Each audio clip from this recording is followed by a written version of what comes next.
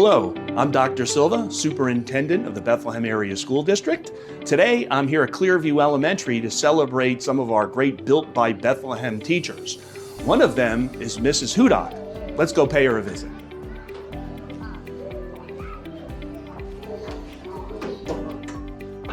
Good morning. We're here today to celebrate teachers that are actually built by Bethlehem, and you're one of them here at Clearview. Yes, I am. Can you tell us a little bit about your Built by Bethlehem story, becoming a teacher? Yeah, so I grew up in Bethlehem, and I went to Clearview Elementary when I was little, and then I went on to Nitchman, and then Liberty, and I still live in the area, and now I teach first grade at Clearview.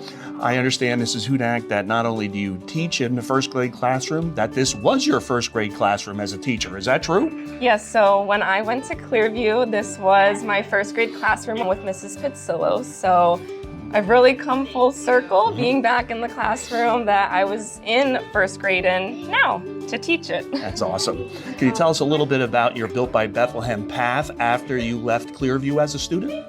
Yeah, so after I left Clearview, I went on to Nitchman, where I played basketball, and I joined Sequoia when I was in 8th grade.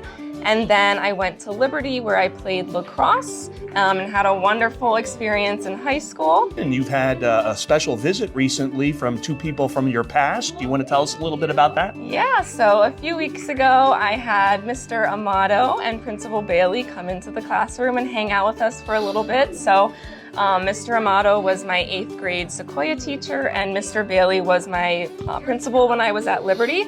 So it was really cool to have them come into the classroom and spend some time with them. And at what point did you decide that you wanted to become a teacher? I would say I definitely knew for sure when I was in 8th grade. I think the two teachers I had at that time, Mrs. Thier, who's now Mrs. Hood, and Mr. Amato, really made me want to become a teacher. I think it's so important to have teachers who care about you and show that, that they love you and want the best for you and are there for you in times of your life when you're really going through a lot of trauma. That's awesome, Mrs. Hudock. A final question. We have a lot of students now who might plan to become teachers one day, and in Bethlehem we want to grow our own for our classrooms. What advice do you have to those young men and women who are maybe preparing themselves to go into the classroom one day? I would definitely say, if you know, you know, and it's always been within me, and I've always felt so passionate about helping students succeed in the way that my teachers did when I was growing up, especially Mrs. Pitsillos, Mrs. Hood, and Mr. Amato.